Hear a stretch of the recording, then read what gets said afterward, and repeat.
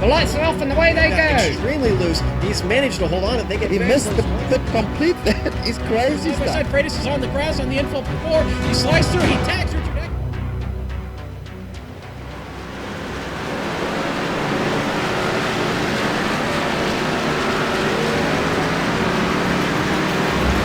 Hello and welcome to Loudon, New Hampshire for the New England 100. This is last race to make the chase for the 2016 Premier Racing League Coastal Safety Auditors Grand National Series, and we're going to have it all for you live here on the Global Sim Racing channel. Hi, I'm Samuel Ryman, and alongside me in the booth is Michael Smith. Behind the scenes is our director Joe Peak, and our camera sets are provided by Dougie Beard. In 1 week, the points will be reset and just 12 racers will be left fighting for the title. Which 12 drivers? Well, we're about to find that out, Smithy. And here's the battleground, New Hampshire Motor Speedway. Indeed, Sam, New Hampshire Motor Speedway, just a tick over a mile long. Got some variable banking to her.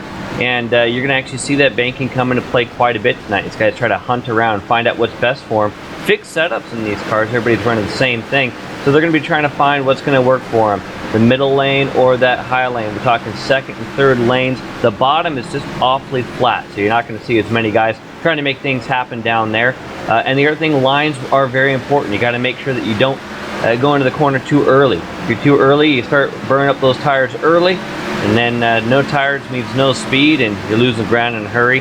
The other thing they're going to be keeping an eye on too is who in the chase is where, or who is trying to get into the chase and where they are. There's not that many guys who actually have a shot at making it in, and we'll be trying to keep an eye on that. Some guys got to do it on wins only, as points at this point is going to be a little bit tough to come by. But to get a little bit closer look at just how to get around New Hampshire Motor Speedway, let's jump on board the GSRC Camaro with tonight's lap guide.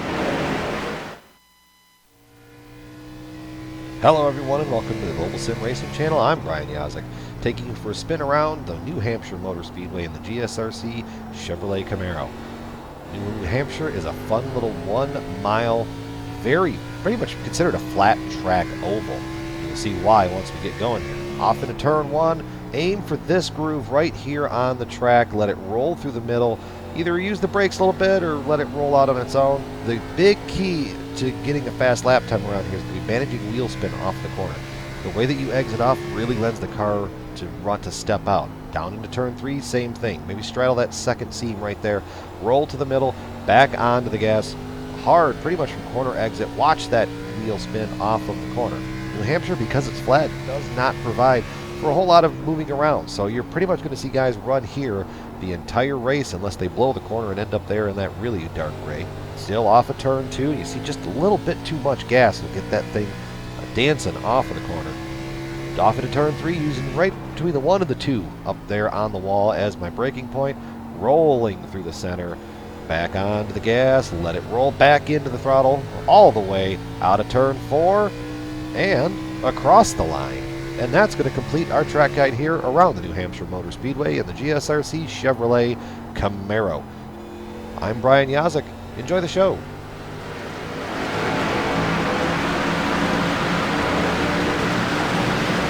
Well, that's how you get around New Hampshire Motor Speedway, and these drivers are going to have to do it 100 times tonight.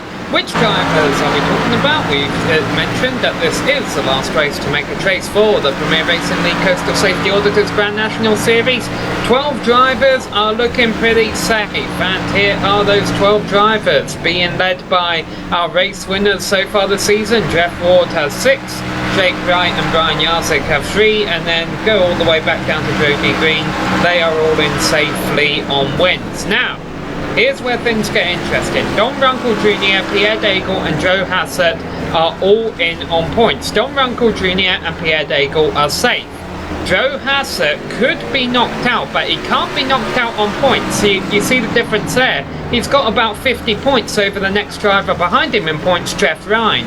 The only way any of those drivers, 13th to 20th in the points, can make it into the chase is with a win. And we'll tell you now that a few of them are actually no-shows. We do not have Ricky Hardin, Chad Stallman or Tony Schoen here tonight.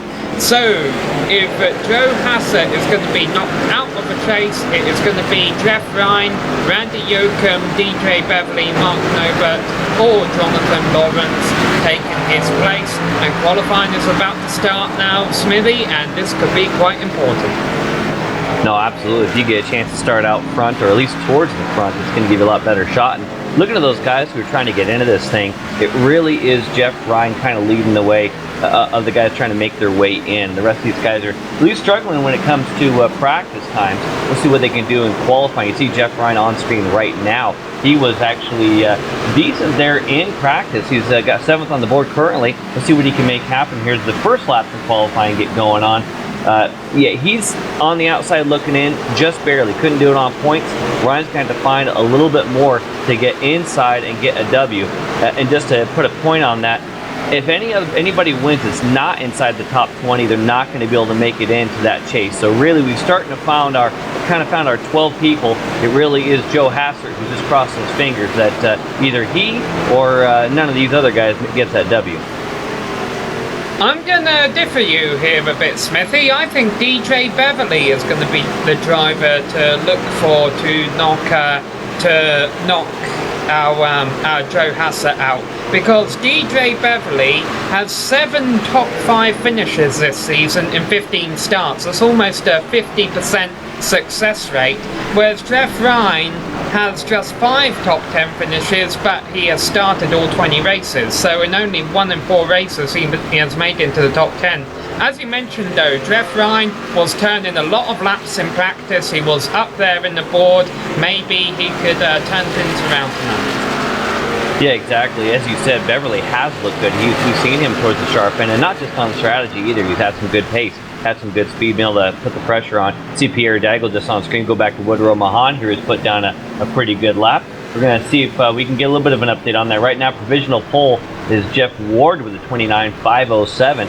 Mahan's 6th is a good chunk off right now for 2nd. Still quite a few drivers who did well in practice looking to put down sometimes. Troy Haight on screen right now, putting it up there into P3, another 29.6, but not able to get even close to that 29.5 of Jeff Ward. Dan Murray now going to P2 on the board here, 29.634. But again, look at that. Over a 10th slower than Jeff Ward here in qualifying. Ward has found a lot lately. In fact, he's been finding the top step of the box quite a bit. Yeah, and if you think, wow, Jeff Ward just ran a 1-off in qualifying, no, that is not the case at all. In fact, he was 200ths faster than his qualifying time. That is the fastest time by a 10th of a second. Jeff Ward bettered that in his practice session by 200ths. He was fastest in practice with a 29.483. You almost think you got to start putting Jeff Ward's name on the trophy tonight, considering the fact he already has 6 wins in just 17 starts this season. And of course, I'm pretty sure Joe Hassett wouldn't mind him taking the W, but we do still have 6 minutes of qualifying left here. Granted, each driver only has 2 laps, and Jonathan Lawrence is the only driver on track right now. These drivers had a 2-hour practice session. As we just mentioned, this is a 10-minute qualifying session. They have 2 laps, and then they will be going to the race, which is 100 laps or 90 minutes, whichever comes first. We're going to say it's 100 laps though, Smithy, because these drivers have put on clean shows for the most part this year, and also traditionally races at New Hampshire tend to go by quite quickly. No, they certainly do, and one of the things that you got to try to make sure during these long runs is that you're nice and smooth. It can come to you. You can actually peak too early, start pushing a little bit hard, and you can wear those tires out. So we're going for 100 circuits around this thing. You don't need to be faster out of the gate. You got to make sure you're there at the end. And as we've seen in this series, anything can happen and will happen. We've seen 3 wide, 4 wide in places you wouldn't expect it. I wouldn't be surprised if we see a little 3 wide here today, even though 2 wide is usually the name of the game. Absolutely. Well, there are no cars on track right now, so it looks like our Savage Spinners Pole Award will go to the number 89 being driven by Jeff Ward. And actually, Smithy, we're going to have a look at his pole lap. It looks like our director is getting that peeled up for us. Let's have a ride around Jeff Ward here. Tell us what you see. You see right up there by the wall. Now, look how he comes in here. He's going to come in here and kind of arc it in. You see how he's staying away from that bottom lane. He's actually all the way up in the lane 3, but then kind of for our road racing guys, late apex there, coming down to that first lane almost as he comes off. Again, right next to the wall. He's going to come in here pretty hard, but then again, stays off the bottom. He's trying to arc this thing in here, straighten up the wheel and unwind this thing coming off. That's going to help you get the power down. Coming out next to the wall, he's a little twitch, not too bad. Good lap. Jeff Ward to get pole. Yeah, good lap, great lap. As you mentioned, he was over a tenth of a second faster than our second place drive on the grid, which will be Dan Murray. Still got a few minutes left to run out the clock in qualifying, in case we get any late comers into the session. We watch Jeff Ward's second lap around the track here from the TV cameras. Nice work there by Dougie Beard. Is the fact we got 5 guys who did not actually put any quality time. I'm not sure if Tommy Ryan's running or not. Saw his name on there, but nothing in practice. But Carson Abe, Don Runkle Jr., one of the guys trying to make it in, as well as Mark Norbert, also do not put time in qualifying so far. Johnny Brugg, the other driver in practice that did not qualify, he actually had a P13 practice number. So it'd be interesting if these guys are doing this on purpose or what. Coming from the back could be interesting here tonight. Yeah, when we go through our grid, 2 names to mention, as you just mentioned there. Tommy Ryan is actually not in the session, and also Josh Kinn, who has qualified 14th place, just lost the internet connection. The good thing is we have 3 minutes still until the trucks begin gridding up. So hopefully he'll be able to get in before that happens. Let's talk about the past couple of rounds, Smithy. Both have been won by Jeff Ward. We've already mentioned that he has 6 wins this season, twice as many as everyone else.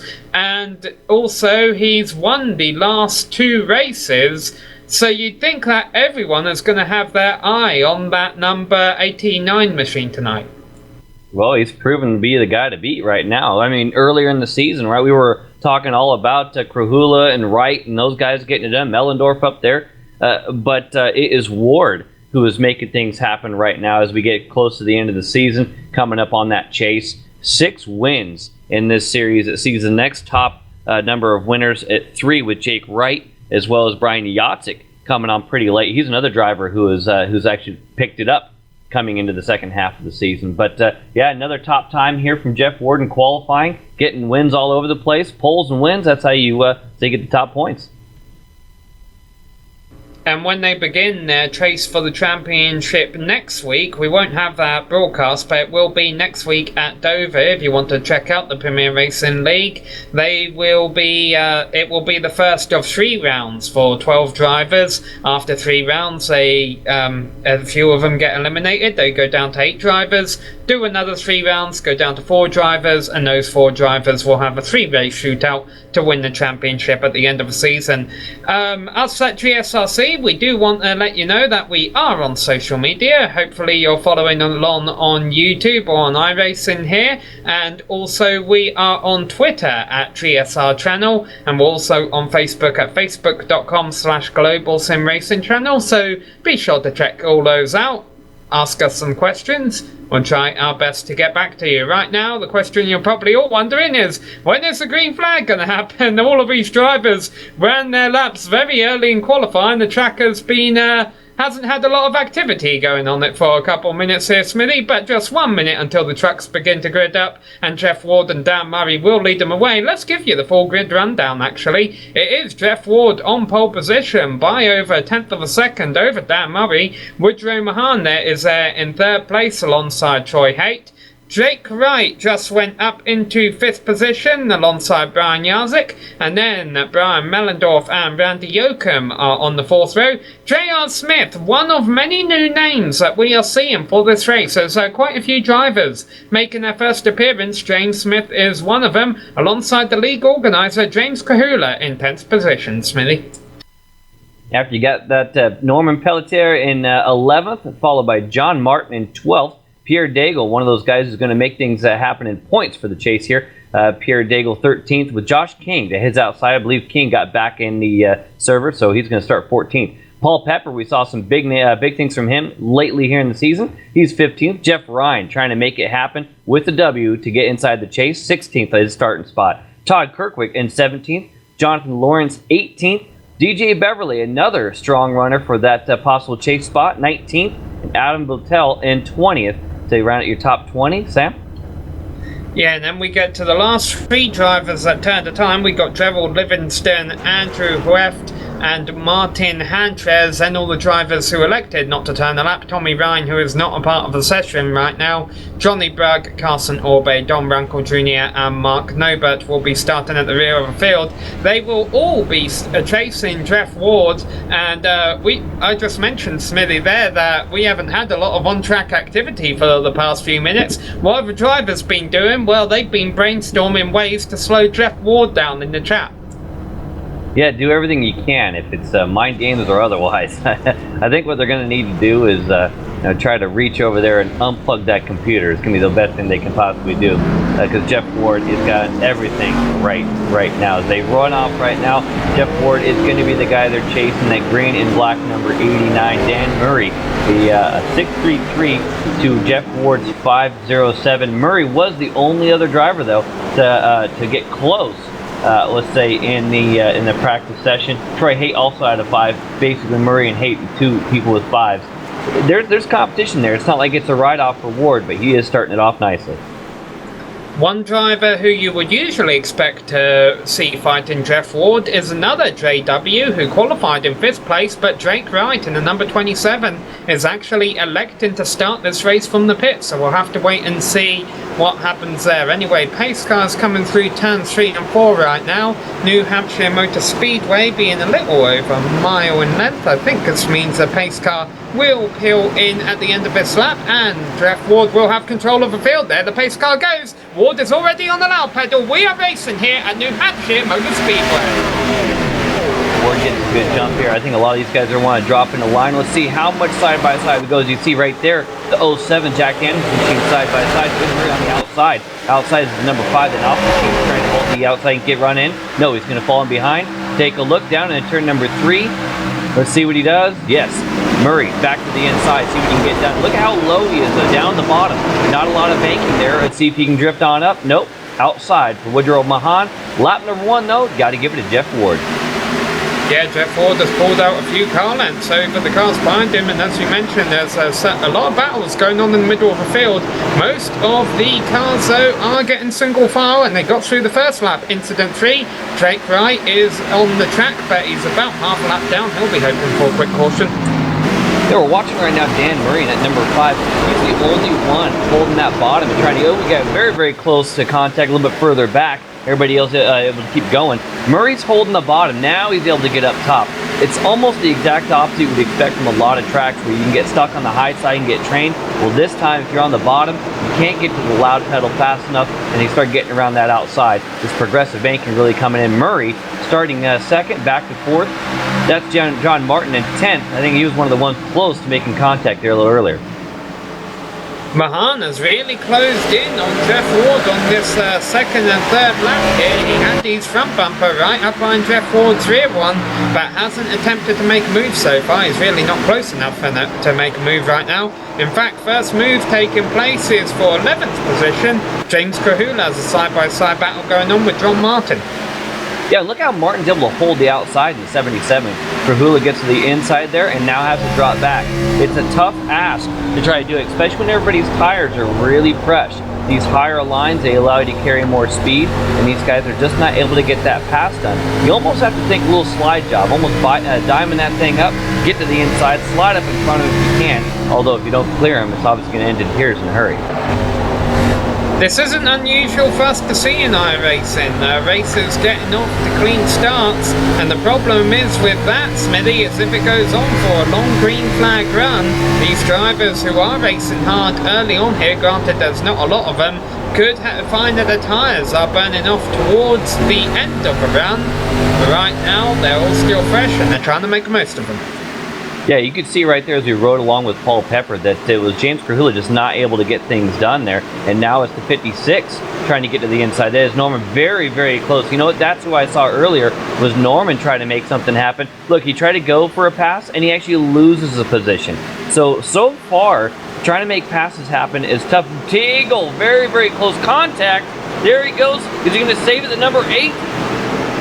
Nice save by Randy Yoakum. He lost a lot of positions though. And boy, there's still 3 wide almost going down the front straight trying to get back in order. That's when a slide job goes wrong right there. That was Daigle trying to get to the inside and looked like he just came up the track a little bit. The 8 came down ever so slightly. He gets this run coming off as Randy was trying to counter the move on him by Norman. He's in there. Yeah, it just up the track a little bit, and that's all it took. Awesome save by the number 8, Randy Yoakum. Meanwhile, when we get back to live action, oh, DJ Beverly's in trouble. And that's huge because he is one of our drivers trying to win, and I think he's just came down into the pits. He's out of the race. That is it. Yeah, indeed, Beverly disconnected. He is out. Let's see what happened here.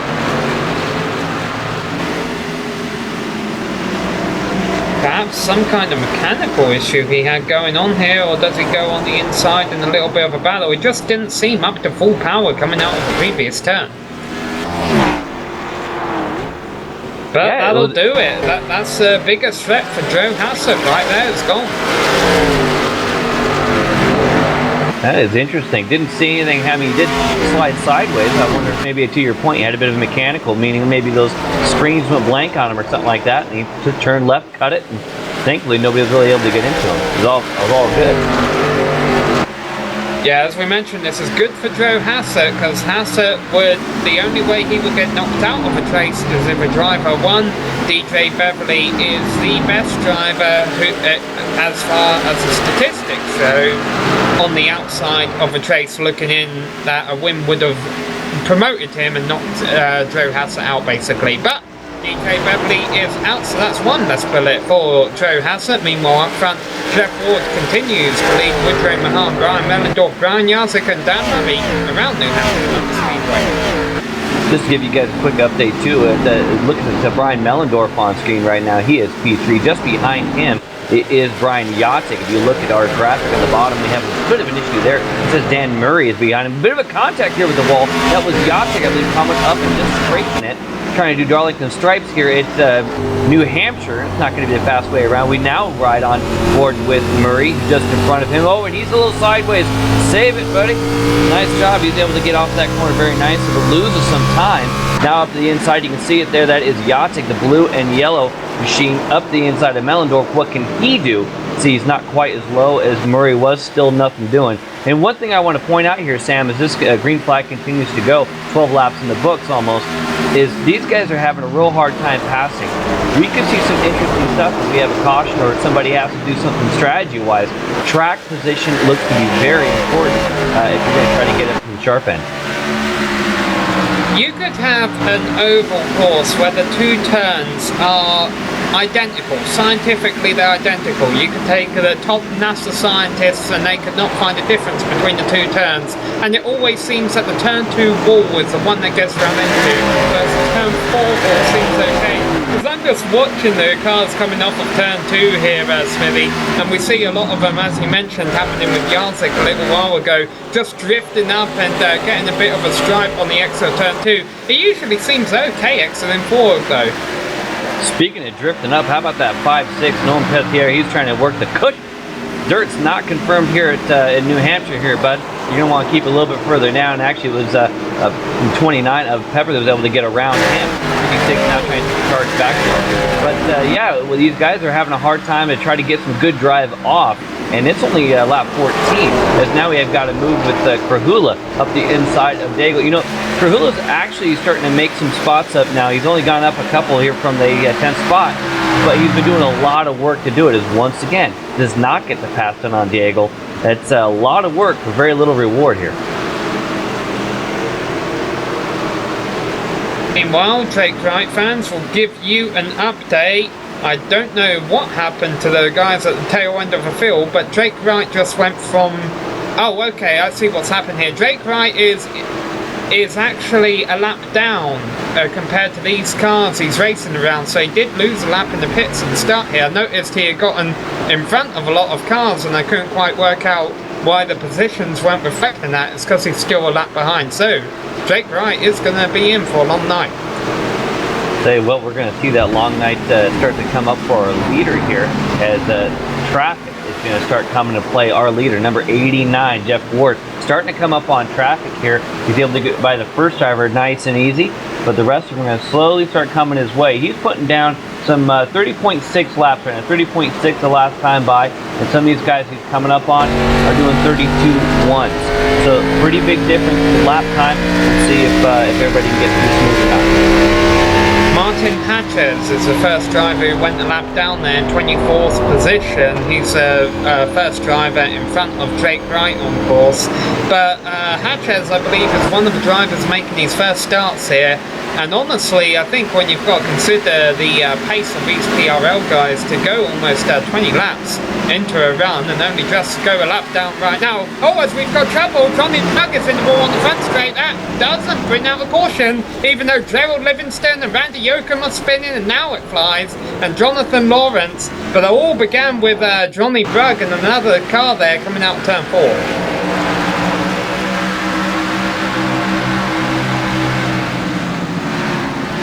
Take a look and see what happens here as they come around turn 4.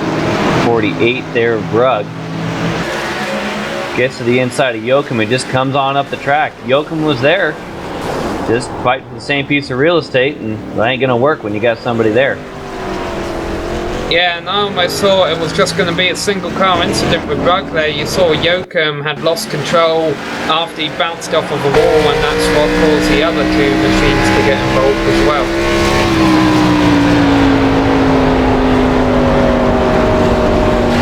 Yeah, he just turns down the middle here, gets a pretty good run coming off. Right there, Mike, and around they go. Unfortunately, collecting both the 66 and the 63. I think the 66 getting the worst of it. Now, of course, with Martin Hatches having just gone the lap down right before the caution flew, he will get the Coastal Safety Auditor's lucky dog, and Drake Wright will have to wait for another caution. Jeff Ward is leading the field as we get our lucky dog down screen. There he goes, Brutus, right? It's been a long time since we've seen Brutus. I need to make sure I got that name right. Anyway, Jeff Ward just led the field into the pits. Will he lead the field out of the pits? No, he does not.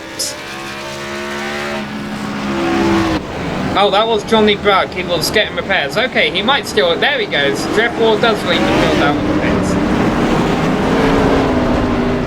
Yeah, I was curious to see if anybody's going to try something interesting here.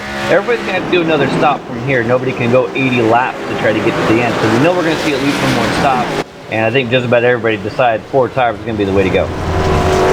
Except for Adam Blattle. It looks like he's jumped up into about 3rd position now. Is that even 2nd position on 2 tires? Yeah, there is an exception to the rule almost every time. Blattle is the one. We're going to keep an eye on him once the revs come up and we go green flag. Make sure there's no spun tires. Like I said before we went there, before this caution happened a few laps ago, track position's important. Well, he's got it now. And Drake Wright is the driver you see in front of Jeff Ward there. He is on the tail end of the lead lap. He will get the wave around here. We'll be hoping for a quick caution when we go back to green. Actually, yeah, exactly. Yeah, Jake Wright can get that wave around. It looks like it's going to happen here. He's right out front. Must not have gone to pits and get this wave around. As you say, need that quick caution. Got a little bit older equipment. We'll see what happens. We got a few people doing that different strategy. If we do have an issue, that caution can come up pretty quick.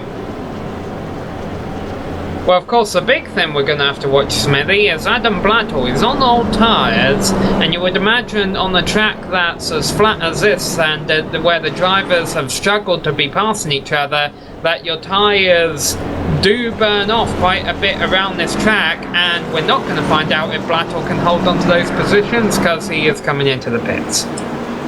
Well, that was nice for us to work that up for basically nothing at all. Adam probably maybe thought bad of that whole situation, or perhaps just had an issue. Didn't mean to do what he did. Is going to get it done now. Small issue going into that pit. Looks like he stopped short. Keep going. Now it's going to shake things up a little bit at the sharp end. Looks like we're going to have Jeff Ward followed by Brian Mellendorf, Woodrow Mahan, Dan Murray, Ryan Yatek. Your top 5 as you get ready to go green this time by. Jonathan Lawrence has officially retired from the race. He joins DJ Everly and also Josh Kinn, who lost the internet connection during basically after that the qualifying runs have been made. He did not return to the server, so we are down 3 cars, which leaves us with 24 on track completing for this, and they're all on the lead lap right now, although some are hoping for a quick caution. Well, we have one, we're about to find out. Ford Mustang about to make a hard left turn. Jeff Ward once again has control of the field as they come to complete lap 22 of 100 here at New Hampshire Motor Speedway. Here we go. Ward doesn't get off the road again, nice and smooth. And let's see what happens with road 2. Now, the last time it was Murray and Mahan. This time, Mellon is going to have the side, and he's going to be able to make things happen. Mahan was able to do it. He's going to slot into 3rd. Yatek is the first one side by side. He's with Murray as they go down to turn number 3. Yeah, Dan Murray started 2nd, but he slid back to 4th here. Will he slide back to 5th? Brian Yatek is trying to make out the case, but that inside line just doesn't seem to be working. When you're on fresh tyres, it's the time to make it work, but it's not going to work for Yatek this time. In fact, he's going to lose 5th maybe to J.R. Smith there on the high side in the 95. Yeah, J.R. Smith trying to make things happen on the high side here. Let's see what Yatek can do. Yatek has won 3 times in this series. Let's see if he can make something happen going down turn number 3. Smith fairly new to the game, at least in this series. Smith holding that high side up in 3.5 lanes, but able to get that thing done as they come off the corner. You saw the flames come out the side. That's going to get a little bit of a lift. He's trying to make sure he's pedaling that thing. Yatek slides in behind. Meanwhile, Jeff Ward continues to lead up front. It was Woodrow Mahan we thought was chasing him down earlier. We'll see if Mellendorf can do anything with him. Not right now, but could Ward be burning these tyres off in the early stages here? Meanwhile, I think it was almost contact in the battle for 18th back there between Mark Nobert and Adam Blattel, but they get through it okay. And remember, Nobert is one of these guys trying to be in position if something goes his way for that last chase spot if he can. Right now, it's not quite going the way he wants, circulating in 18th, but he's keeping the car clean. If anything does happen, he's in the right frame of mind to make things go his way. Yeah, I'm taking a look at that list of names now. I think the highest running name who's looking for winning, moving to the trace is Jeff Ryan. You mentioned him during our pre-race show there. He's currently running in 12th place, I believe. Yep, 12th position. So, he's in the middle of the field. You can go one or two ways. Hopefully, he'll end up going forwards. That's what Norman Pelletier is trying to do right now, looking for 10th on Paul Pepper. Yeah, and that's actually the first of the entire front group that's not single file. As you can see there in this pan shot, they've basically gone and trying to get things done on the inside. Everybody else single file as they come down, and now no one's going to slot in. It's going to be Krahula to the inside of him as they go down into turn number 1. Krahula in the 24 almost has him clear, but look, here comes Norman on the outside. It is going to be close. No, he's still got a shot at it. Look what happens down in turn number 3. Now with them side by side, meanwhile Johnny Burke has officially retired from the race. With them side by side here, James Krahula doesn't really have the desired line. He's going to try and slide up the track and steal a bit of that lane away from Norm Pelletier. It's not going to work, and at some point, Smithy, Krahula's got to give up a fight if he can't make it happen, because otherwise he's just burning his tyres off too much. But I think Pelletier, I think he slid up too high that time, but he's proven me wrong. He gets a good run on the exit. Krahula will have to settle for 12th. Or 11th, rather. The 56 has actually done a very good job of running that high side. Number 9. He's in the grass, and he's K&M machine there, and he's got some damage. So we're not going to have a caution, though. He'll keep it down and out of the way. Didn't really have anybody in front of him. A little high going in. Arcs it down nicely, no big deal. Looks like he was spun on the X on his own. He used up too much of the track going the wall. They kicked him off, and that's where the damage came from, a little shunt into the inside wall. Fortunately, it's not too bad. He's still out there on track, but he will have to get that repaired. Good thing about these smaller tracks like this, Smithy, they don't depend on aerodynamics as much. No, they don't depend on aerodynamics, but they do depend on the tires pointing in the right direction, and that little shunt in the outside and then inside wall is going to make it tough. We're looking at Brian Mellendorf right now, and he's taking a little bit different line than our leader. He's actually putting the most pressure on we've seen. He really arcs it in and gets these runs coming off. He's been poking the nose in there, just taking a look, but he hasn't really pushed too hard.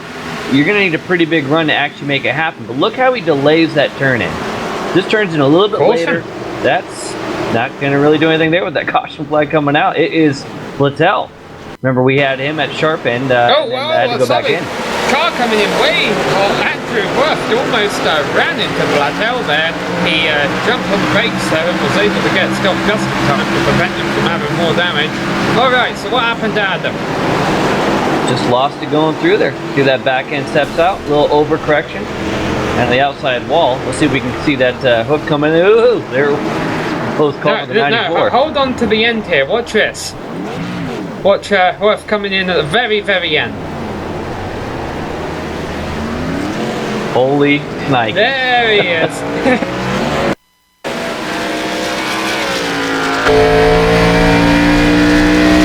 The iRacing spotter didn't do his job there. Want to talk about ocular fixation? Man, that's close. Holy snake, that's as close as I've seen for a while here. Andrew Huff, what a couple of laps for that guy. Alright, the field is coming into the pits, and this is a blessing for Drake Wright, who had moved his way up into 18th position ahead of his caution, and now we'll get to pit with the field. James Kahula opts to stay out on track as Ward leads him in. Well, it's only been 14 laps. I mean, the one thing is James did burn him up a little bit there trying to get around some of those guys, but this is going to be the track position he has not been able to do out on course. Now he's going to do it with the caution. Everybody's got the right sides coming up. Ooh, we got some two tires. That's Mellendorf. Mellendorf going to go to P2. Yatzing, also only two tires. This is going to shake things up big time. Jeff Ryan coming out late there. Looks like he did too as well. Well, we will certainly find out where these drivers are going to grid up when we come back here on the GSRC. We're going to take a quick break.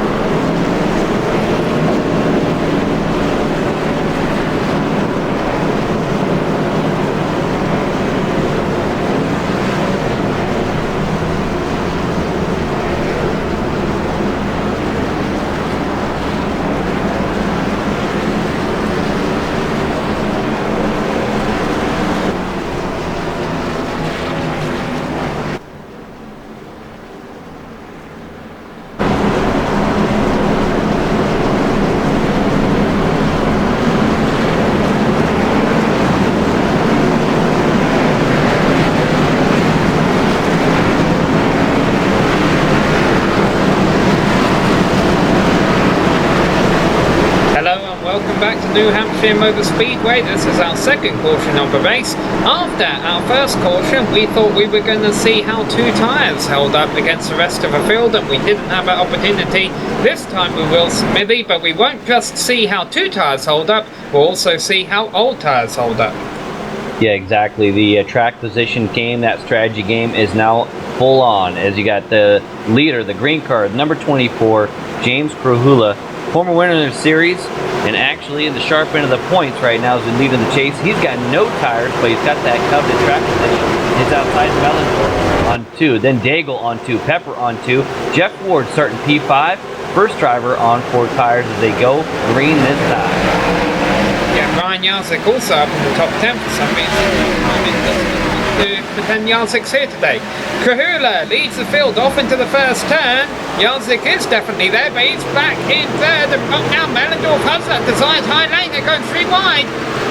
What did I tell you about these guys? 3 wide, 4 wide in places you don't think it's going to happen. Mellendorf around a long way is going to retake that lead. 2 tires works against 4. Here comes the 55 of Jarzik. He's going to try to make it happen. Daigle's going to go 3 wide on the exit. It's 3 wide now with Pepper on the inside. I think Krahula's beginning to regret his decision. He's actually in the wall a little bit there, just trying to stay out of the way of the cars below him. Talk about staying out of the way. They're going to watch out for the number 89. First car with fresh tires. Look at the difference coming off the corner. 89 with the grip versus the 24 of Krahula. The 89, first one of those fresh tires. You get by Krahula here in the braking zone, but now has nowhere to go. Right on the back bumper of Pepper in the 29. Yeah, well, 4 times versus 0 times is no contest, but I'm wondering if Ward's beginning to regret taking 4 tires, considering all 3 cars in front of him are on 2. How easy will they be able to get by? Right now, Ward up in 3rd place, looking underneath Pierre Daigle in 2nd place, as those 2 run side by side. Our race leader, Ryan Jarzik, is pulling away from them.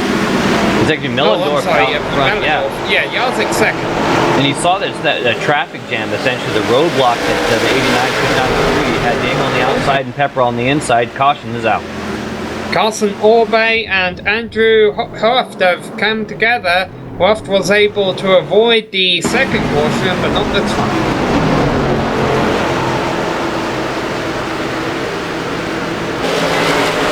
I think Krahula will come up the tires. Oh, buddy.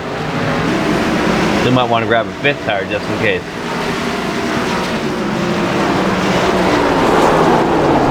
Alright, what happened here? A bit of contact, and unfortunately for us there was a bit of an unfortunate bystander. Fortunately not too much damage for the 2 machines though. Yeah, and you know, I don't know if he had any contact going in there. He just kind of whipped around on him like he jumped on the left foot a lot. Oh, look at the games. Krahula ain't playing a game, but he's definitely coming in. Murray also going to come down pit lane here. Got a few guys taken.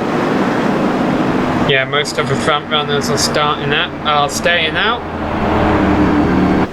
And I don't think at this point that we're getting any drivers wave around, because all our cars off of the lead lap are pretty much out of the race. So they're just going to pace behind the pace car now for a few more laps. We'll take a quick break and we will be back here in just a few moments on the GSRC.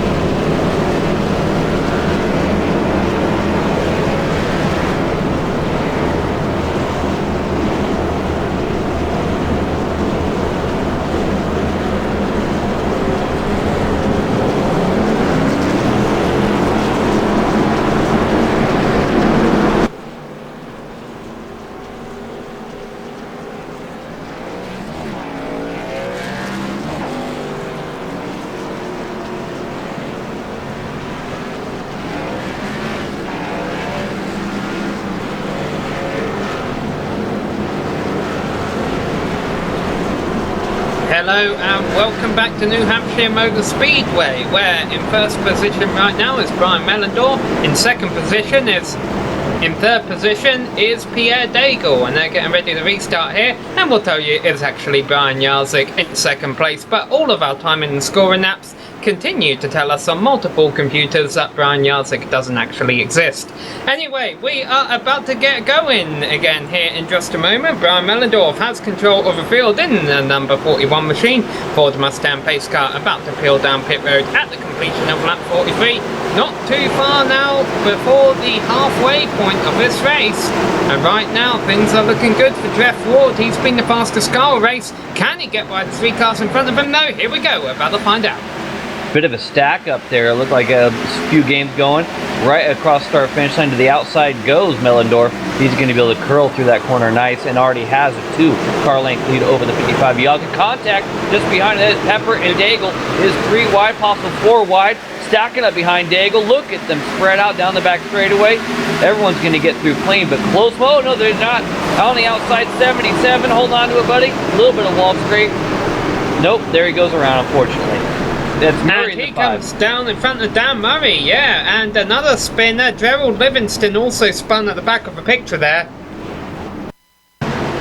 Carson Orbay also stopped. And Todd Kirkwood was the last driver involved at the end. What a great move by Woodbury and Mahana at the start of the replay to get by, because otherwise they all would have bottled up with a much bigger wreck coming out of turn 2. This wreck over in turns 3 and 4 involved a few cars, but I don't think it's half as big as what we would have had coming out of turn 2 there. Yeah, that was the 77 on the outside. I mean, Daigle in the 14, the black and purple car, he was the one who kind of got checked up after the issue, but the 77 just started cutting down like nobody was there. I don't even know if there was contact between Murray and the 77. I think he got lucky there on the binders. 39, not so lucky, though, getting clipped at the end. All of the cars are coming into the pits except for J.R. Smith. He opts to stay out on the racetrack. All those guys coming down pit road are probably looking at one thing only, and that's that fuel number. They're real close. This thing is going to go to the rest of the way. Still on replay here. Look at the inside, Dan Murray, the 83, but then things are going to get interesting for him in a hurry. He's thinking he might do some passing. Instead, they're going to be doing some spinning in front of him. Here it comes. That looks like there was just a little bit of contact. Saw the wrinkle on the 77. I think Murray might be all right. Alright, now it's interesting as we've seen Murray in the pits here. It's interesting what's happened here. J.R. Smith has opted to stay out. I'm not sure that's a great idea. James Kahula stayed out. That makes sense considering he was in the pits just a few laps ago under our last caution. Carson Orbay stayed out, but he was just involved in the latest incident, so I should imagine he'll be in the pits. And there he goes, sure enough. Jeff Ward is in third place, which I'm assuming means he took 2 tyres on his pit stop, which would make sense considering he was one of the drivers who took 4 tyres in under our second caution just about 10 laps ago. Yeah, I was just looking at the same thing as our director pointed out. Jarzik actually stayed out as well. So Jarzik, our current leader, says 23rd on the screen, but we know that is not the case. The 55 stayed out. He is the leader. J.R. Smith staying out as well. Krahula, as you said, did already make that stop just a few laps ago, so he kind of looks like a hero right now. The no tires wasn't so good, but now he's got some decent rubber under him. And then you got Ward and then Haight. We haven't talked about Haight a whole lot tonight, but he is currently running in that 5th spot. And that shows you what happens when you depend on timing and scoring to tell you who's in the lead of a race and not actually looking at down on the track. And sure enough, Brian Jarzik is leading them around under our 4th caution here. And we went the first 35 laps with just 1 caution being flown. We've had 3 in the last 10 laps. Unfortunately getting a bit spotty in the middle of a race here, Smithy. Hopefully soon things will clear up and we will have a green flag run to the end. But if we do, that will be bad news for Brian Jarzik and J.R. Smith and James Krahula, considering the fact that I don't think they'd be able to make it to the end without having to come into pit again. No, for sure. There's a few guys who absolutely want another caution on this thing. And that being said, it's a long run. Tires are going to fall off a lot. Regardless of what fuel numbers are, some guys might want to come in anyway. That being said, the way these last few laps are going, green flags could be a tough ask. We got a few people trying to catch up in the back of the field, but we're going to go green here in just a couple of corners. That being said, I think I might use that quote a couple of times in the future. We'll see about that. Anyway, Brian Janzik is about to lead the field. Here we go. We're coming to complete lap 48. And this is our fourth caution, about to finish up here in the last race to make the chase. Although granted, if Janzik or really any of these front runners win right now, it would be the same 12 drivers making the chase. Here we go. Once again, the pole sitter able to get out to that lead, and that's what they're trying to do. They're trying to get a clean start. Let's see if everybody else is able to do the same. Further back, Jake Wright making it 3 wide on the inside. Contact, we already got the 95 going around. They're trying to save it. No, they're going to have a wreck in the front. It's going to collect a lot of drivers. Mahan's around, it's still happening. Yeah, Smith was actually upside down. He's smoking. It looked like a lot of the drivers in the middle of the field, as you mentioned, Mahan got quite a bit of damage. It all started, it looked like, with the 89 getting off the corner a lot better than the 95. The 95 just did not go, and the contact right there. This is what starts checking everybody up. The 95 looked like he might have saved it, but then comes back into the wall, and here comes the rest of the field. Look at Mahan, nowhere to go. Tries to shoot the gap. Gets worse from there. Big hit for the 95 right there.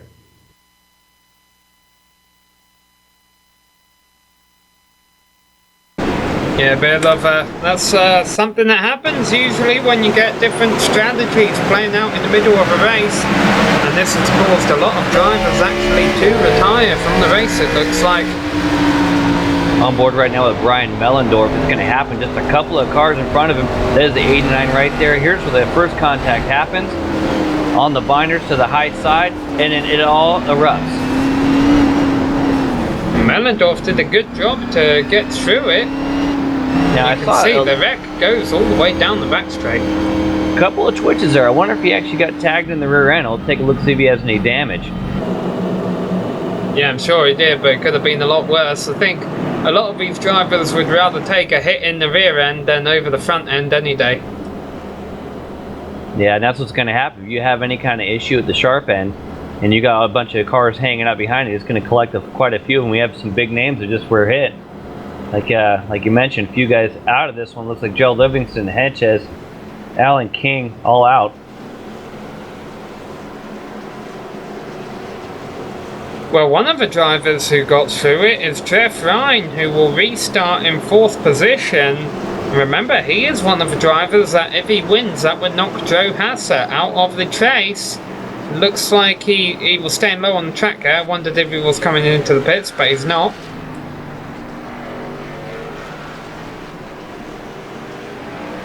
And a lot of drivers are in the pits to get repairs. Brian Jarzik actually came into the pit this time by. He's obviously not in for repairs. But he's in there, I'm assuming, wondering if it'll be the last caution of the race. He'll be able to make it on fuel now. You know, one thing we were talking about with that chase and try to earn your way in, this is exactly what Ryan is hoping for. But I don't know that we've mentioned it before. I don't think Hasser is here, is he? I don't think Joe Hasser's here tonight. No, he is not. So he can't even control his own destiny there. You just kind of have to cross fingers. Yeah, but, I mean, I don't think he could have controlled his destiny there, Smithy, because he was the next driver ahead of him without a win this season is Pierre Daigle, who was multiple points ahead of him, about over 50 or so. So, I mean, Hasser, the only thing he could do is take out Jeff Ryan intentionally, and I don't think that would have gone down well with the officials. I tend to agree, aside from the fact he could have won. That would have controlled his destiny quite nicely. Also, we would have had champagne. You know what, though? Winning's kind of a hassle. You got a big laundry bill afterwards, got to clean the car up. So I could see why he wouldn't want to do that. Yeah, and of course, Hasser definitely could have got the W. because he has been in 19 races this season and taken 11 top 10s out of those 19 races, so he does have a good success rate. He doesn't have a W yet this season. He'll have 9 opportunities to do one during the chase, but will he be in the chase? Right now he is. Jeff Ryan there sitting in 3rd place. He'll be looking to change that. He'll be restarting right behind James Kahula and Jeff Ward. We are now halfway as we go back on the Green Line Racing here in New Hampshire. Big jump for Kahula that time. He was already the outside lane before we even got to the start-finish line. But here comes Ward down to the inside. He's going to try to clear out Ryan. He gets in front of him, but how about Mellendorf trying to get up in there? Mellendorf now looking to the inside of Ryan to go down. We got a big incident, number 9, 29. Several cars involved. West, Paul Pepper and Randy Yoakum and John Martin all toward the back of the field and got collected there coming out of turn 2 again. The Bermuda Triangle seems to be following the number 9 just around him all the time. This is the 3rd incident that he's been involved in. Not everything been his fault, though, to be quite fair, including this one. The number 8 just a little bit in the back of the 9. 29, the 77. A few guys getting involved there. All on the back of the field though, and without too much damage, so they shouldn't lose a lot of track position or pace because of this. Unfortunately, it just means for the fans that we are going to have to stay under the yellow flag for a few more laps in.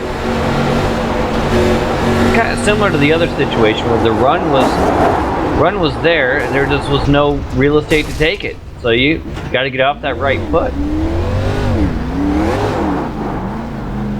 And of course, drivers who were involved in the big one not too long ago, such as Woodrow Mahan and Paul Pepper, are taking advantage of this caution to come into the pits and get repairs.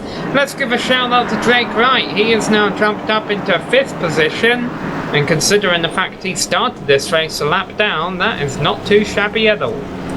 Yeah, and he's a guy we're going to want to watch out for. I mean, he's always been towards the sharp end in every single race. He definitely knows how to be up front. The fact that he started in the back and has done all this work has made it an eventful one, but it could be kind of cloak and dagger this thing a little bit, be in the right place at the right time. He's got Mellendorf right in front of him, a little bit of damage after that previous caution. Just in front of him, he got Ryan, and then Ward, and then Prahula. Prahula's got to be feeling pretty good. Doing that dice roll earlier with no stop, got in the track position. He's been able to stay up here ever since. Yeah, he did drop back after that initial decision, but just the way the cautions fell after that did help him get back up there. And that's where he is right now. And of course, he should. I mean, I don't think his tyres will be at much of a disadvantage here. Everyone's really doesn't have a lot of laps on their tyres, considering I don't really think we've had 1 or 2 green laps or flag laps of racing for about the last 20 laps or so, as we've had a flurry of cautions in the middle of a race here. Yeah, and the decision to come down pit road or not come down pit road is really what these guys have been trying to play with and decide. It can be a zero or hero depending on what you do. And right now, a guy who's going to have to do a lot of work, and someone who I'm keeping an eye on, is Brian Yatzik, the 55 down there. You can see him at kind of the top of the screen, the blue and yellow car. We saw him leading early. We saw him at the sharp end. Well, he's now back there in 9th position. He's going to have a lot of cars to try to work his way to get back to the front, and with 44 to go, he's not going to be able to wait around to do it.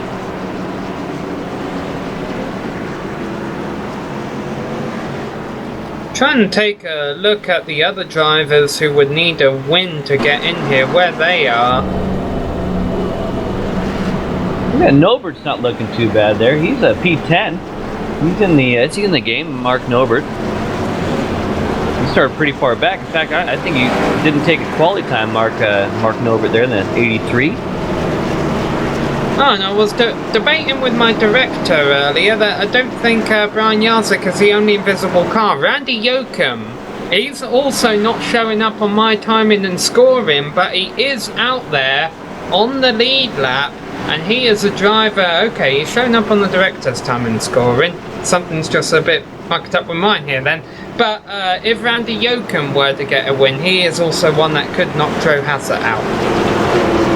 Yeah, for sure. This thing ain't over till it's over. These guys still have a shot. And with all the different things that are going on with these cautions, where you are and if you get held up, the front isn't safe, the back isn't safe, nowhere is safe if the stuff happens. We'll be curious to see how it goes. We get ready to go green here. It's going to be Krahula leading us away in that 24 big jump. Look at Mellendorf right on the back bumper of Ward. Is he going to try and do anything? No, he's going to stay to the outside. We've seen him work the top line. He's going to do it once again. To his inside is the 88 of Ryan. Here, Daigle's going to try to make his way around as well as come out on the back stretch. Horrible restart by Jeff Ryan. He is doing a good job just to hold on to 4th place right now. He is trying to hold on to that position, but really Pierre Daigle. Oh, and Mellendorf's in outside wall, and Daigle had to back off, and otherwise Daigle probably would have completed that pass on Jeff Ryan. But the way it is, Jeff Ryan moves back up into 3rd position. Graham Mellendorf has dropped back a lot of positions. You know who's not dropping back? That 55. He was 9th at the beginning. He is now up there making moves for 4th. 55 is moving big time right now to the inside of the 14. He's going to try to make a move and get inside that top 4. Still side by side Daigle on the outside. They curl around, but momentum goes to him. Yeah, Daigle almost came down, and then he realised Brian Yarzik was there. That's not a lane change you would want to make. Daigle gets very loose on the entry at turn 1. I think Mellendorf probably had to back off a little bit there. And sure enough, Jeff Ryan and Yarzik run away from the drivers who were chasing them as they go down the back straight. I'll tell you what, that 55 is looking pretty impressive. They're being able to get this thing done in short deal. He's already up to 3rd. He's got some time to try to get to the front, but he hasn't had to burn the tires up too much to do it. 55 up to 3rd. You see Jake Wright ducking to the inside. He's trying to make moves on Mellendorf down through turn number 1. Yeah, I was just wondering why we hadn't seen Wright rallying to the front, considering he restarted in 5th place. He's back here, kind of stuck around 6th, 7th right now. Maybe he could just be getting used to who's fast up here, because he hasn't really had the chance to race with the front runners yet. Boy, things are getting quite close up here as Ryan and Mellendorf continue to run side by side, and Pelletier looking for a way by. Wright is getting bolted even more. Norm Pelletier is making his way to the front. Yeah, the carpool lane is on the outside right now. Everybody's taking that route. Ryan on the inside, kind of not able to keep that momentum going. The outside guys can, and Wright was stuck back there in traffic. Everybody making it happen on the high side. Ryan going backwards. So if things stay green right now, things are looking really good for our top 2, because James Krahula and Jeff Ward have really checked out on the rest of the field, as there was almost a collision there as Jeff Ryan pulled up into the high side in extra position right on the nose of Jake Wright. Those two got very close to coming together. Fortunately they didn't. They keep pointing in the right direction. Not sure what happened to Pierre Daigle coming out of turn 2, but he was all the way down towards the bottom. I wonder if he spun tyres a little bit on exit. Boy, Daigle is really trying a different line. I wonder if something's wrong with his car here. Yeah, that was abnormally high. Let's see if Mellendorf can do anything with it. See, Mellendorf has been taking that high line. He starts there and arcs it back in there, tries to get a run coming off, but there it is. Big run coming off. In fact, down to the inside he goes. He actually had to check a little bit because Daigle did not get off that corner at all. And right there with him on the outside is 56. Let's see if Mellendorf gets stuck on the inside or if he can make it work.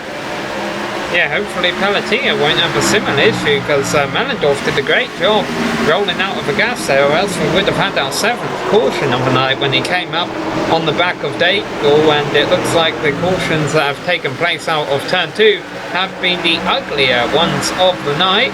Fortunately though, we stay green for right now. 35 laps left to go. Look at how low the 41 goes. They're really trying to make something different happen. Is not going to actually gain. He's going to lose out. Here comes Murray, the number 5, around the outside. He's going to get it done. So it's going to be Mellendorf losing position. Todd Kirkwood goes for a spin, doesn't bring out the caution. He just lost in turns 3 and 4, takes the toe to the pits. He hasn't disconnected though, but that's definitely going to cost him a couple laps. There he is, the number 9 to the inside, the Bermuda Triangle. Nothing doing on that. Not his fault at all, but this seems to be like following enough to get through there clean. Kirkwood, what do you say? Just loses it going through 3 and 4. Luckily to the inside, no caution. Yeah, but he has retired from the race. Right now, because of all cautions, we have every car really still in contention, all 19 of them on the lead lap. They're being led by James Trahula and Carson Orbe as the last of those cars. He was given an EOL end of longest line penalty under the last yellow. But Trahula leads it, but not for much longer. Ward is really all over the back of him, and I've got to imagine he's got to be thinking about making a move soon. He's got to be thinking about making a move soon. As you can see, a little bit of a run right here. And if he's looking at that relative, he's looking at that F3 box, he knows that Brian Yachik is closing in. By about a tenth of a lap, Brian Yachik has been trying to make things happen. Now 1.6 seconds back. It is the top two guys out front, and you can see the line difference there. Trahula just kind of maintains the high side. Bit of an arc in, bit of a later apex from Ward. Gets in this run coming off, just not enough to make something happen. Once again, he'll try and arc this thing and stays that high side. We saw Mellendorf do it earlier. Look at the run he can get right here. If you just straighten that wheel out a little bit. Here comes the run. Is he going to do anything down at turn number 3? Well, he has a run, but I don't think he has the desired line here. He drifts up. Trahula has to go up into the real high stuff, probably getting some of the marbles there, just to make sure that Ward didn't slide into him. But Ward, I guess, had to back out, knowing that he would wreck them both if he hadn't, and that hurts his momentum going down the front straight. He's going to have to regroup and try again. Trahula getting a little loose up there in high stuff again in turns 1 and 2. Now that iRacing has dynamic tracks and marbles, I wonder if his tyres are a little dirty from being up there in turns 3 and 4 last time around. Now he finally gets back into the racing line, and Ward is going to have to try and find a way around. And luckily for them, they didn't lose a ton of time. It was great driving by both of them, did not lose a bunch, giving room and driving hard. And they were only losing about a tenth or so, a little bit more that time. Again, a tenth a lap to third. They got 29 to go. Plenty of time for Yachik, but it looks like it's going to be the 89 taking the peak. No, he's going to stay back in line. Right on the back bumper. He's going to try and curl down and get a run. You saw Trahula hold the outside, though that outside has been really working for these guys, making it very tough for guys to get around him. So as these tires wear out, that's going to get even more interesting. Meanwhile, if a caution comes out, it's going to be because of a battle going on from fourth on back. Pierre Daigle is trying to hold off North Pelletier and Dan Murray. Murray rebounding from an earlier incident as we keep an eye on this battle for the lead right now. And Pierre Daigle, he's almost like doing Talladega driving, where you have to block 2 lanes behind you.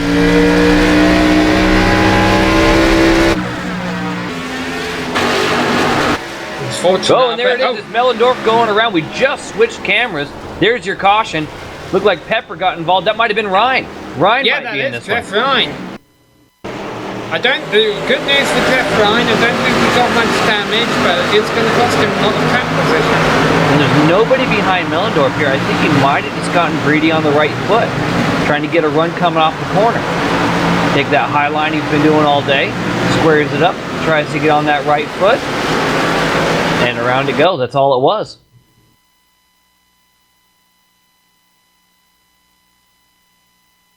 Looked like Pepper was going to go to the inside, try to check back around, and unfortunately got into Ryan. Ryan just a little tap in the wall, not too bad. Pepper definitely got the front though. See on board here with Pepper. Up in front, Mellendorf's going to go around. Now look at the change in direction. He started going low, saw that Mellendorf was going to be there, tried to cut back up. There was Ryan. So who comes down pit road here, Sam? All of them. Everyone's coming into the pits. The big question is going to be tyres, and I think the answer for most of them is going to be 4. Someone's going to do 2. I don't know who. Someone's going to do 2. Well, and that's the thing right now. There's really nothing to play for points-wise. Unless you're outside the chase and you're going for those bragging rights. But at the end of the day, 4 tires is going to be the key to getting the W right here. Bit of a deep stop from the 89. No, he gets it done perfectly. Wasn't sure if he was able to get that thing done or not. Right sides go up for everybody. Left side's coming back up. Quick stop for the 5.5. Was that 2 only? 5 as well, very quick. I think we might have 2 tires only for Murray and Yachik. Well, Murray gets track position. Jarzik has been running up front all race long. He probably knew this was the only way he could beat Krahula and Ward. So he re-emerges in second position. Well, they're going to regroup, probably run about another lap or two under yellow here. We will be back for the restart here on the GSRC.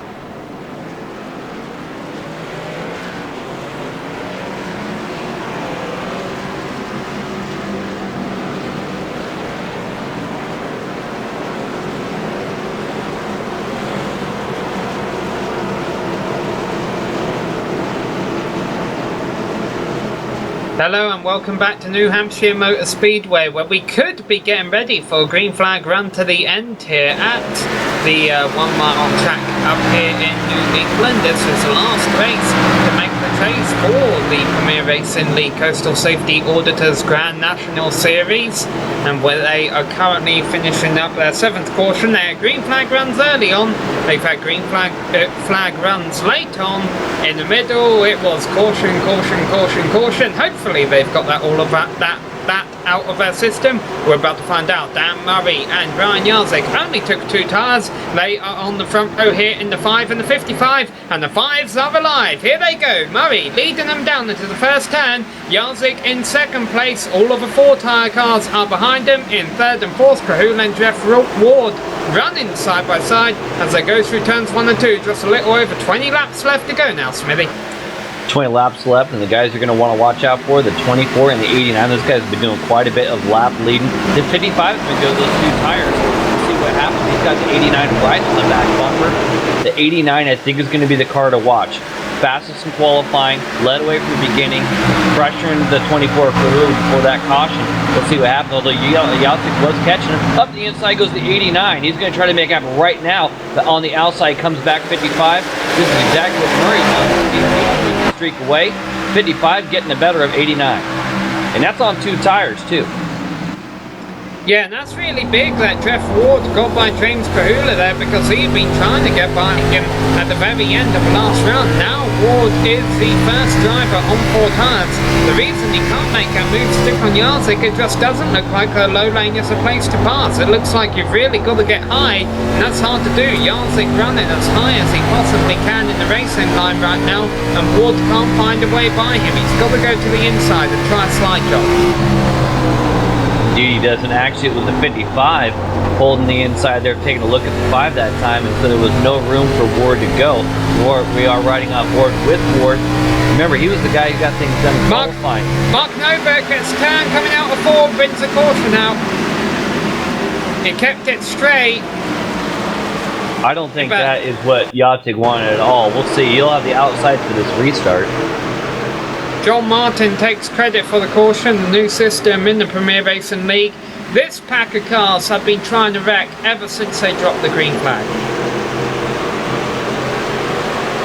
And then they finally did it, and John Martin, what happened is he got into the back of Mark Novak there, pushed Novak up the track, and then Novak basically bounced off the car in front of him. I'm surprised they brought out a caution, but it did.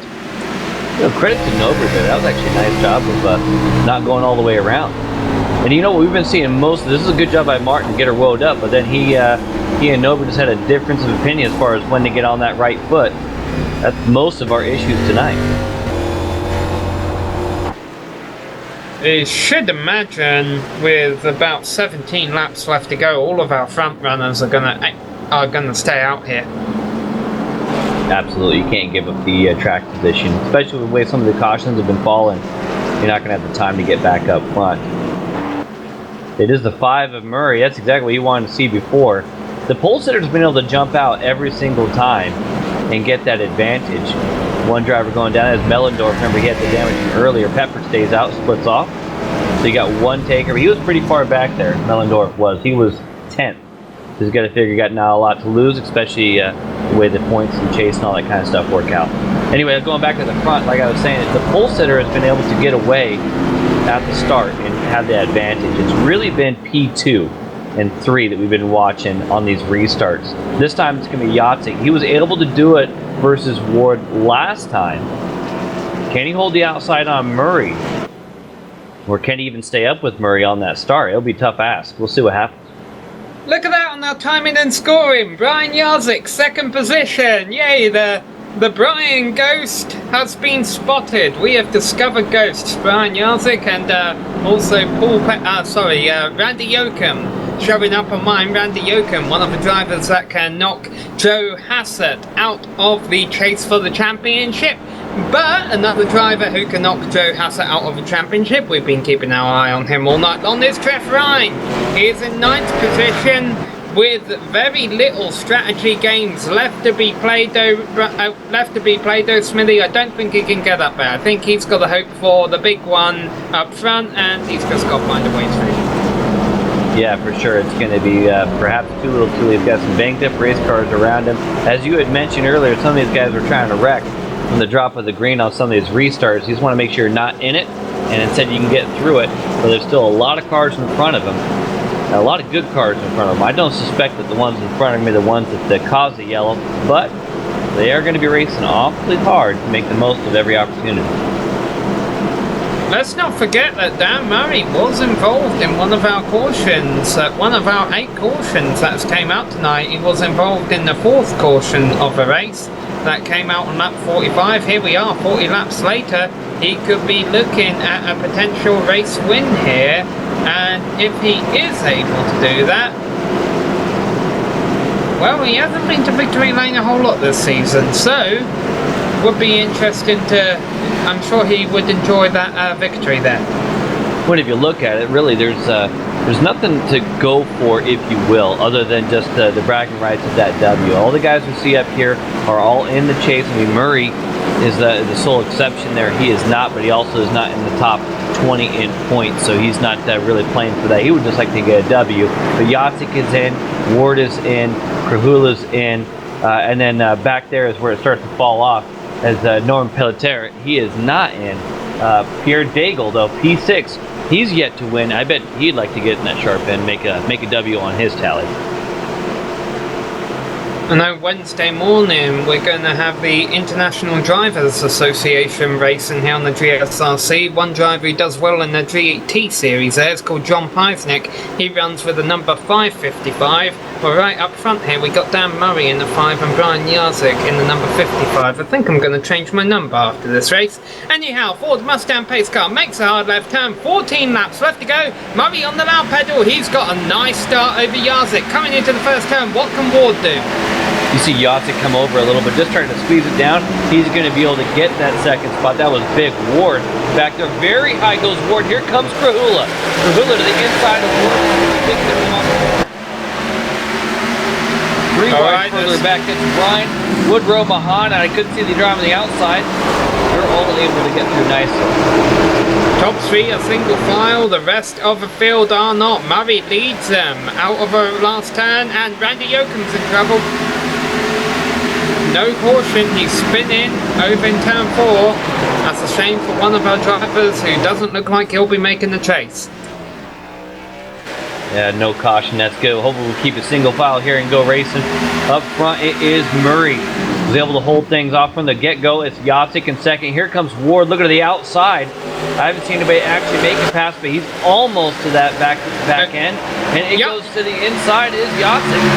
Yeah, Murray was completely out of the caution over in turns 1 and 2 there. Yazik's going to take the advantage. I think this is going to backfire against him, Smithy. Oh, caution. Paul Pepper and Don Runkle Jr. have tangled.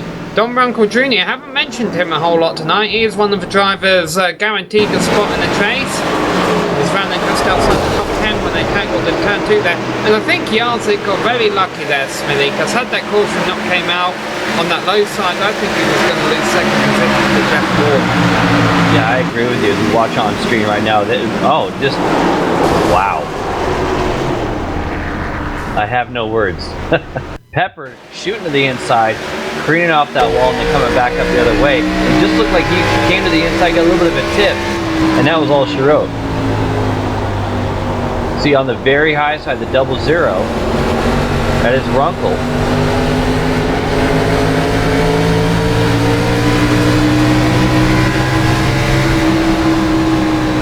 No, yeah, exactly. As our director just came over on screen there, he went left.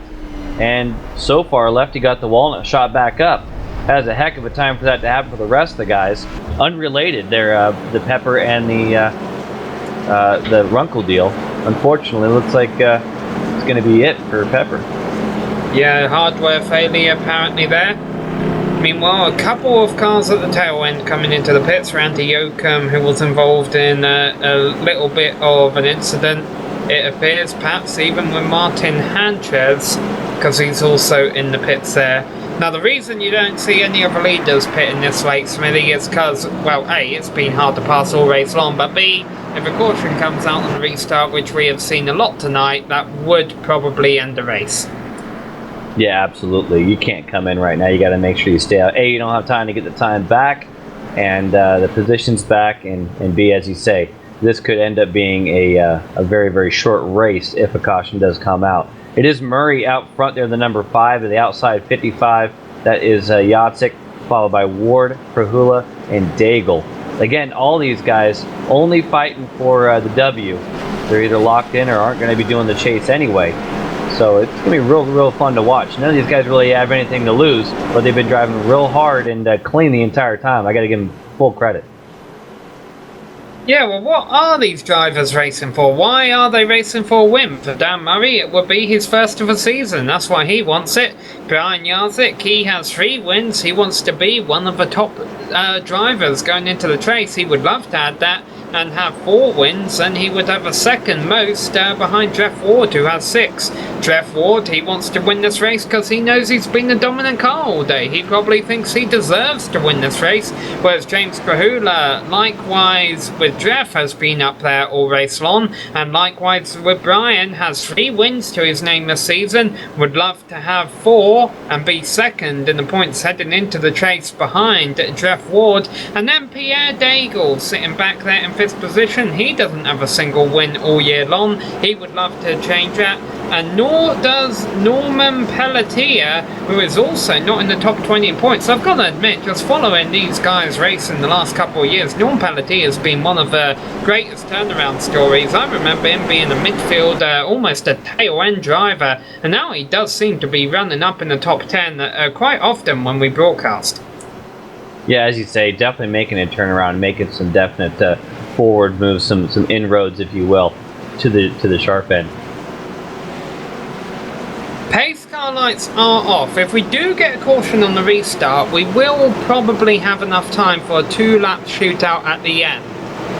If a caution comes up with about 5 or 6 laps to go, that would probably end it. Caution with 4, 3, 2 laps to go would end it as well. White flag comes out, they race to the end. That's hopefully what we'll be able to get to, and who knows if there'll be some fireworks on the track after that. But 7 laps to go when they get the green flag again. Dan Murray has the desired position and control of the field, but Brian Yazik has the desired line, the high side, Yes, they are on 2 tyres, but they've been through heat cycles so much now that doesn't really make a difference as to whether they are on 2 or 4. Jeff Ward and James Kahula have hard work to do. Can they do it? We're about to find out. Mustang is off. Murray is on the loud pedal. He has got a nice jump on Yazek here. You know who did not get going though was Daigle further back, and that checked them all up. Everybody single file except for the 3 wide going into 1 on the outside. Ryan, Daigle in the middle, right to the inside. Ryan very high, 3 wide coming off. They're going to try to be clean coming off. There's a little bit of a contact there. Everybody's still going. Awesome job, boys. We're still going green. Let's get back to the front, find out who's trying to challenge for the win. Murray, your leader, followed by Yatsik, followed by the 89 and the 24 side by side. We've seen that show before. Yeah, less a driver than Jeff Ryan right there would have just pulled straight down into the rest of the pack. Fortunately, Jeff realised that they were 3 wide, stayed up high there, and they got out of that corner cleanly. The caution now would end it. Dan Murray would love that. He would take home his first win of the season. But right now, they're all clean coming off of 2. All clean coming off the 2, and here comes the 24 right on the back bumper of the 55. Right behind him is Ward. These guys have been looking good. You know, it's actually the 55's been looking really, really good the longer the run goes. This is not going to be one of those. He's going to have to dig deep, make things happen right here. He is pulling away from the 24 ever so slightly, but then as they come off the corner, the 24 is coming back. Look at these different lines the guys are taking, trying to find any kind of advantage they can. Sideways, we got a driver going off the inside. Hopefully it stays down the bottom so we don't have a caution. No caution yet. Oh, yeah, Norm Pelletier that doesn't bring out caution is very unfortunate though for a driver who was having a great run up in the top 10. No caution. That's excellent news for the guys up sharp, and unless you're Murray, these guys still battling it out. The greatest thing Dan Murray can see right now, other than the caution, is James Kahula, who's taken 3rd from Jeff Ward, get up there and challenge Brian Yancek for 2nd, and that's caution. That is it. It is Murray going to take the W. Let's see if we can find out what our caution was for. I got the cameras on Pepper. Yeah, well, Mark Nobert was spun up in turns 1 and 2. Paul Pepper has just returned to the serve after he had that hardware failure a little while ago.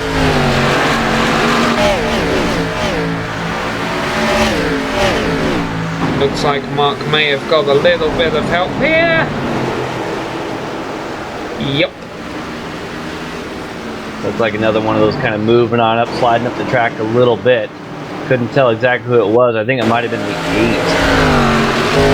of Yoakum.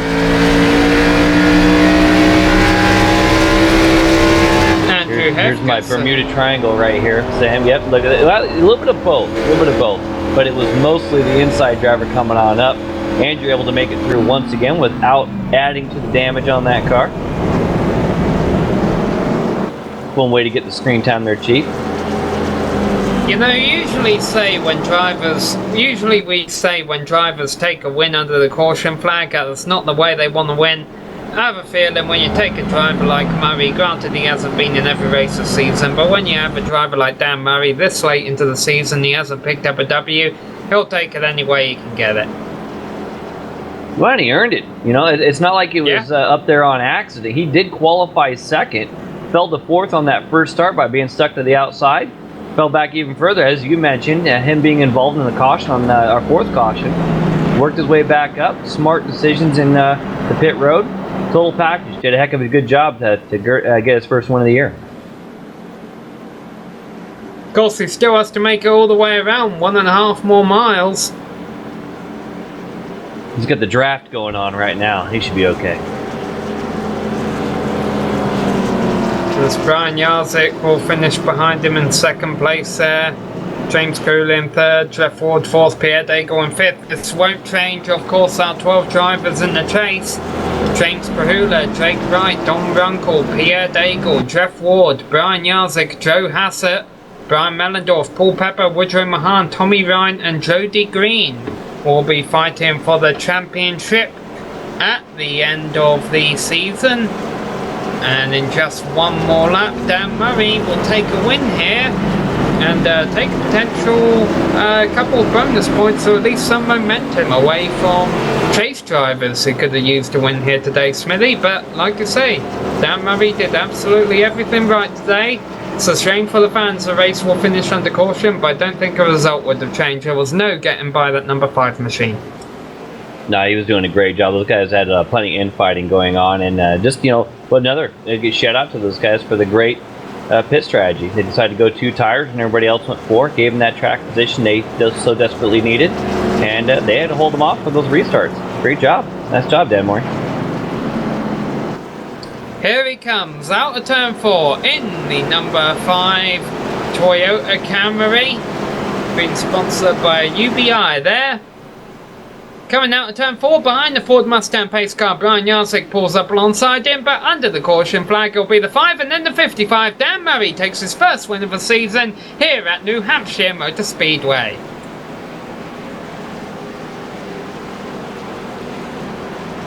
Bit of love tap from James Kahula's car there, and Brian Jarzik also going to the side of Dan Murray.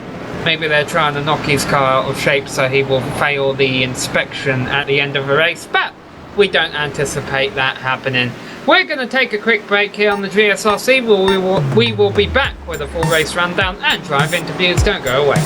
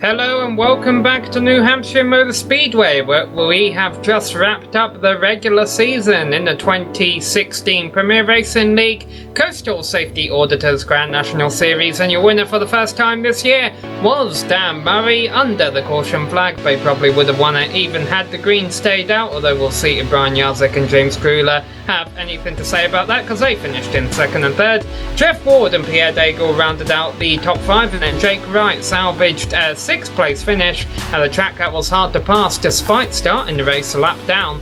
Brian Mellendorf was in seventh position there at the end, ahead of Woodrow Mahan. Jeff Ryan, he was looking for a win to make it into the chase. He finished 8 positions short there, ahead of Adam Blattel, who salvaged a 10th place finish despite being involved in a late caution there, Smithy. After that, and just outside your top 10, 11th place on the day, John Martin. He actually had an eventful one. Troy Haight, we didn't get a chance to say much about him. He was towards the sharp end, but had to make some pit stops to get out of it. In 12th, Troy Haight. Then Randy Yoakum, very eventful run to 13th. Andrew Hoff, the Bermuda Triangle. Andrew Hoff, he had a very, very eventful run, 14th. Great run for him considering. Don Runkle Jr. is going to be in the chase, 15th. Carson Abe, 16th. Mark Novert in 17th. Norman Pelletier in 18th. Paul Pepper, 19th. Todd Kirkwood in 20th, Sam. Yeah, Paul Pepper, Todd Kirkwood, and all these drivers on the last page here. J.R. Smith, Gerald Livingston, Martin Hanchairs out of the race, as well as Johnny Berg, Jonathan Lawrence, DJ Beverly, Tommy Ryan, and Josh Kinn did not start the event. Anyhow, we have called up with the drivers who had a bit better races than the guys on your screen right there. Beginning with our third place finisher, Smithy, you have called up with James Krahula. Indeed, I have. James Krahula came into the night the point leader overall, gets a third place here. Points isn't what it was about. It was about wins. You've got a couple of them already. You got to feel pretty good, though, going into the chase, James. Yeah, I'm excited about our chase hopes. It's a little bit different, but I think I'm good at Iowa, so I'm kind of glad that kind of added to the chase and everything. As well as we've run at Loudon, I'm not expecting to run this good at Loudon normally, so I kind of wish that we would have started here tonight, but still, that was great. I'm excited to get started next week, and I think that we can. The goal obviously is to make it to the Final Four at Phoenix, Homestead, and Atlanta, and I think that we have a good chance to make it. Talk about that as far as the chase goes. What's your strategy going into that? Are you just going to go for W's the whole time, or is it going to be about positioning and just trying to make it to the end? Definitely need to make it to the end. I mean, if you're able to get in a position to win, you definitely take it. But I mean, honestly, I've watched this. I'll go ahead and say this stupid chase format for the last couple years in NASCAR.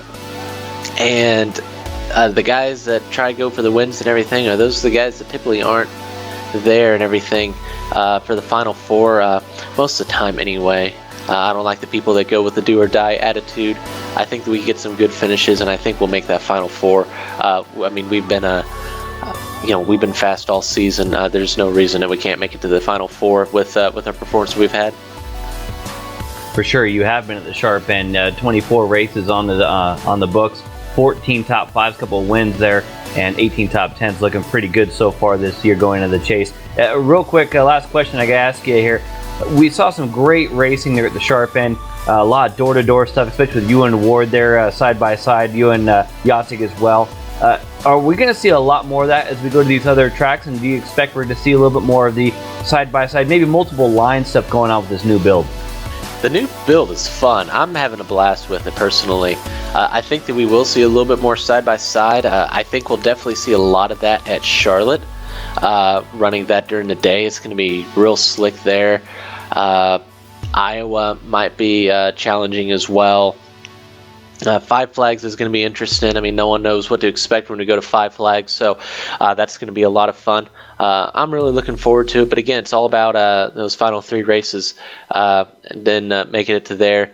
I think we'll have plenty of good side-by-side racing. This new instant system that we have, it's you can tell that it's starting to add up, and people are going to start getting bit here by it here soon, and I think that we're going to wind up having a lot cleaner racing because the constant trebles week in and week out, well, they won't get to race as much. So I think that we're going to have a lot of good side-by-side racing, especially this top group that we have here. It's going to be a blast. Well, again, nice job on that third place, James, and good luck in the chase, bud. It's going to be fun to watch. Thanks, guys. All right, Sam, I believe you've got our second place driver, the very, very talented and wordy Brian Yatsik. Yeah, Brian, it was a long race out there tonight. I'm just going to hand the mic to you. Tell us about it. Yeah, it was interesting out there, Sammy. You know, this HPPsimulation.com Ford Mustang. We had a great race. Didn't have a whole lot for hot lap speed, but that's all right. You know, you got 100 laps to run with it, so that's just kind of how we decided to do it. And you know, so that's just kind of how that went. And really kind of cost myself the race at the end because I had planned to take 2 tires at one point, you know, as my final stint, and then I got to pit road and I forgot that I had 2 tires selected. So I just kind of sat there and I lost the lead to Dan Murray, and he ended up beat me on the track. But Dan's a fun guy to race against, so I'm not too upset about losing to him. No, absolutely not. And one thing that you have that Dan doesn't is that you're going to be in this chase here. What do you think your chances are going to be? It's going to be 9 races, 3 rounds, 3 rounds, and 3 rounds. 12 cars start it, then we go down to 8, then we go down to 4 for the final 3 rounds. What's your approach going to be? And like I mentioned, what do you think your chances will be to take home the trophy at the end of the season? I think we got a good chance at it. You know, we've had really strong runs throughout the season, and you know, this is the time of year where it's time to step up, and that's just what I do. So, you know, what's going to win this championship is a couple wins in the right time and solid top 5 runs, and I'm coming to a couple strong tracks for me. You know, we're going to Dover next week, so really kind of look forward to that and getting this car out there on that high-banked concrete speedways. But then kind of beyond that, you know, you kind of got to get through a couple other different races and kind of hope for a little bit of luck with a little bit of speed, and we'll be right there fighting for it in Atlanta. Now, Brian, our timing and scoring wasn't showing you during the first half of a race. How was that going on? Are you a ghost or something along those lines? I might be. I don't know. Everything was fine on my end. I didn't have any issues, or no one told me I was blinking or fading in and out, anything like that. So I just kind of assumed everything was okay. So I don't know. Maybe I was just going so fast, your timing and scoring couldn't keep up. Yeah, that's what it must have been. Well, you were going fast, but at the end of the day, Dan Murray finished 1 position ahead of you. Maybe when we talk to you next time, I believe that will be in 2 weeks' time at Charlotte. Who knows? We'll be speaking to you from Victory Lane for the 4th time this season. Hey, I'll look forward to that. I got my first win on the year in Charlotte earlier this season, so I'm looking to pull a sweep. Alright, and that was our 2nd place finisher, Mr. Brian Yazik. Let's go 1 position up a podium. Rather, let's go down to Victory Lane, where our race winner, Dan Murray, is called up with Smithy. Indeed, I've got Dan Murray. Dan Murray, you got the W here, man. This is a 5th start for you, and you found Victory Lane. Nice job. Thank you. I'd be the first one to say we kind of stole that one, but we had to do what we had to do there, and I looked at my left side tires, and they weren't wearing an awful lot, so I figured why not take 2 and see what happens. See what happens was that track position, and I said in the broadcast that it seemed like getting around people and making passes was a bit difficult. Just trying to get that low line to work seemed to be a hard task for a lot of people. You went with those 2 tires, got that track position. I have to imagine that was probably the turning point. Yeah, I thought honestly that Brian would beat me out of the pits when I saw he took 2 as well. I didn't know how it was going to shake out, but I just knew we'd get a couple restarts at the end. I just had to change up my timing a little bit and go at different points whenever the pace car left. So I was lucky enough on one of the restarts. I got a little high and Brian got underneath me, and I just got a caution at the right time. Otherwise, he had me, I think. Well, you were talking about stealing the win. I have to give you a little more credit than that. You did qualify at almost on pole. 2nd place, had good pace, You got caught up in that caution where that car slid down in front of you. Just tell us a little bit about that. Looked like a very, very close call. You just barely got on the binders in time. Yeah, honestly, I didn't really know what had happened. I know the caution was somewhere else, but I saw him spinning down the track, and I just did get into him enough. I didn't know how much damage I'd have, but luckily it was a small amount of damage that really, at New Hampshire, it really didn't affect things too much. Well, buddy, like I said, nice job on the win. You're not in the chase. You're going to be running the last few races anyway, trying to go for wins?